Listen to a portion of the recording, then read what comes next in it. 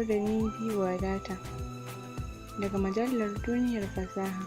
Topic namu ne shine kalolin abincin da ke ƙara ƙarfin ƙwaƙwalwa.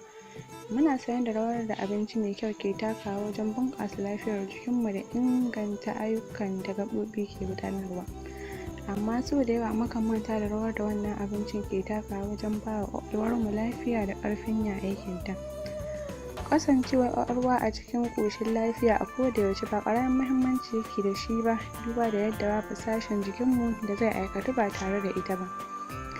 Wannan ya sa Duniyar Fasaha ta kawo muku abinci kaloli da ke ƙara ƙarfin ƙwaƙwalwarmu. Bugu da ƙari, dukkaninsu muna da su a gida Najeriya kuma suna da sauƙin samu. Na ɗaya, kifaye masu ɗauke da sinadarin omega-3 acid kamar tuna da salmon. Na biyu, alayyahu. Na uku, dafaffen jijiyar kurkum wato turmeric root. Na huɗu, gero, masara, alkama. Na biyar, man kwakwa. Na shidda, agushi. Na bakwai, farfesun ƙashi.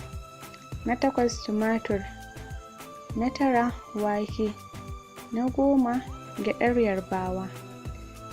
Na 11, korayen ganye. Na 12, gyaɗa. Na 13, strawberries.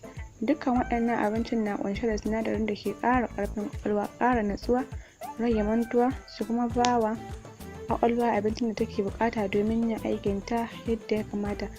Da fatan za a ƙara adadin waɗannan abincin da ake ci a kullum. Kasance tare da mujallar Duniyar Fasaha domin samun ingantattun abubuwa wanda za su inganta lafiyar jikinku da gyaran jiki.